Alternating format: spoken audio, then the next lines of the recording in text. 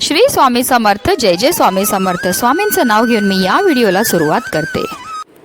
उभारून आनंदाची गुढीदारी, जीवनात यो रंगत न्यारी. हिंदू नवीन वर्षाची सुरुवात ज्या दिवसाने होते तो दिवस म्हणजे गुढीपाडवा. दरवर्षी चैत्र महिन्यातील शुक्ल पक्षातील प्रतिपदेला गुढीपाडवा साजरा केला जातो. महाराष्ट्राचा अत्यंत महत्त्वाचा आणि 3.5 मुहूर्तापैकी एक असलेला गुढीपाडवा हा सण यंदा 2026 मध्ये 19 मार्च 2026 म्हणजेच गुरुवारी साजरा केला जाईल. गुढी म्हणजे ध्वज, तर मराठीत प्रतिपदेला पाडवा म्हणतात. त्यामुळे या सणाला गुढीपाडवा म्हणून ओळखले जाते. गुढीपाडवा म्हणजे नवचैतन्य आणि मांगल्य, झाल्या गेल्या सर्व गोष्टी विसरून नव्या वर्षाचे जोमात स्वागत करण्याचा दिवस म्हणजेच गुढीपाडवा अर्थात चैत्र पाडवा. गुढीपाडव्याच्या दिवशी आपण श्रीहरी विष्णू आणि माता लक्ष्मीची पूजाही करत असतो. गुढीपाडव्याच्या सणाला निश्चितच धार्मिक महत्त्व आहे. याशिवाय हा सण जीवनातील शुभ आणि समृद्धीचे प्रतीकही मानले जाते. गुढीपाडव्याच्या दिवशी घरोघरी गुढी उभारली जाते, ते समृद्धीचे प्रतीक आहे. गुढीपाडव्यापासून चैत्र नवरात्रीला सुरुवात होते. ब्रह्मदेवाने गुढीपाडव्याला विश्वाची निर्मिती केली असे पौराणिक कथेत सांगितले आहे. त्यामुळे या दिवशी ब्रह्मदेवाच्या पूजेलाही विशेष महत्त्व मानले जाते. गुढीपाडवा हा 3.5 मुहूर्तापैकी असल्याने या दिवशी जरी शुभ मुहूर्तावर पूजा करता आली नाही तरी तुम्ही संपूर्ण दिवसात कधीही पूजाही करू शकता. याच दिवशी चैत्र नवरात्रीमध्ये देवी दुर्गा मातेच्या 9 रूपांची पूजाही केली जाते. तसेच त्यांच्यासाठी उपवास आणि व्रत केले जाते. चैत्र महिन्याच्या शुक्ल पक्षाच्या प्रतिपदा तिथीला दुर्गा देवीची पूजा केल्याने भक्तांच्या प्रत्येक इच्छा पूर्ण होतात. यासोबतच जीवनातील सर्व त्रासांपासून मुक्तता मिळते. भक्तांवर दुर्गा देवीच्या आशीर्वादाचा वर्षाव होतो. त्यांच्या कृपेने भक्तांना सुख व सौभाग्य प्राप्त होतं. 14 वर्षाचा वनवास संपून आणि रावणाचा वध करून प्रभू श्रीराम जेव्हा अयोध्येत परतले तेव्हा प्रजेने आनंदाने विजयाचे प्रतीक म्हणून गुढ्या उभारल्या होत्या. ऐतिहासिक दृष्टिकोनातून हा सण छत्रपती शिवाजी महाराजांनी परकीय आक्रमकांवर मिळवलेला विजय आणि स्वराज्यातील आनंद साजरा करण्यासाठी महत्त्वाचा मानला जातो. याच दिवसापासून हिंदू नवीन वर्ष म्हणजेच विक्रम संवत सुरू होतं. आणि या दिवशी शास्त्रामध्ये काही उपाय हे सांगण्यात आले आहेत. हे उपाय केल्याने आपल्या जीवनामध्ये असणारे जे संकट आहेत, विघ्न आहेत, दोष आहेत, त्यापासून आपल्याला निश्चितच मुक्तता मिळण्यामध्ये मदतही मिळत असते. आणि म्हणूनच गुढीपाडव्याच्या दिवशी कोणी कितीही आग्रह केला तरीही अजिबात खाऊ नका ही एक भाजी. ही भाजी जर आपल्याकडनं कळत नकळत खाल्ली गेली तर त्यामुळे माता लक्ष्मी ही आपल्या रुष्ट होईल आणि ज्यामुळे आपल्या जीवनामध्ये दारिद्र्य, संकट, दोष हे निर्माण होणार आहेत. 99% लोक करतात ही चूक. त्याबद्दल सविस्तर आणि महत्त्वाची अशी माहिती मी तुम्हाला या व्हिडिओमध्ये देणार आहे.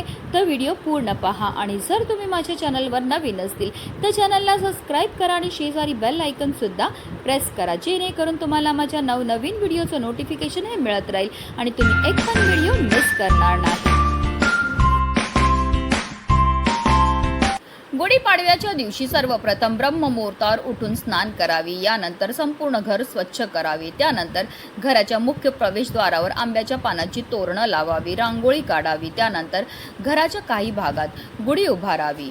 गुढीपाडव्याच्या दिवशी ब्रह्माजींची संपूर्ण कुटुंबासह विधीनुसार पूजा करावी.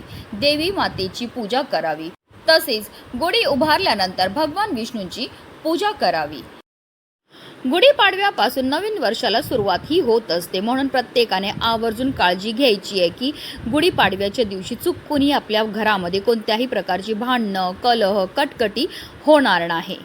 कारण असं म्हटलं जातं, जर वर्षाची सुरुवातच आपली भांडणाने किंवा कटकटीने झाली तर पूर्ण वर्षभर आपलं भांडणाचं आणि कटकटीचं जात असतं.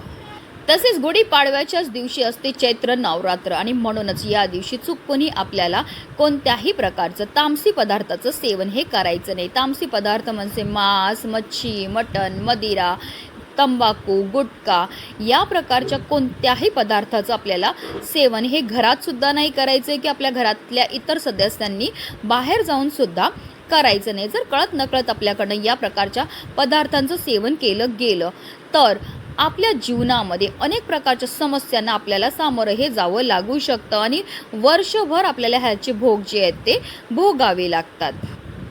तर या आता काही चुका आहेत ज्या आपल्याला आवर्जून गुढीपाडव्याच्या दिवशी टाळायच्या. तर चला जाणून घेऊया त्या कोणत्या भाज्या आहेत ज्या आपल्याला चुकूनही गुढीपाडव्याच्या दिवशी सेवन करायचे नाही. त्यामध्ये सगळ्यात पहिलं म्हणजे कांदा आणि लसूण.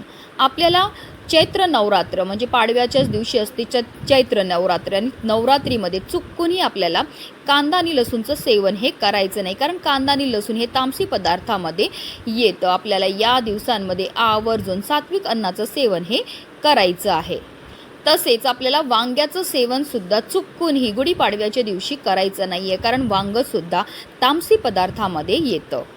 तसेच जर तुम्ही चैत्र नवरात्रीचं व्रत करणार असतील तर चुकूनही या दिवशी तुम्हाला फणसाचं सेवन सुद्धा करायचं नाही आहे किंवा फणसापासून बनवलेल्या कोणत्याही पदार्थाचं सुद्धा सेवन हे करायचं नाही, कारण फणससुद्धा तामसी पदार्थामध्ये येतो.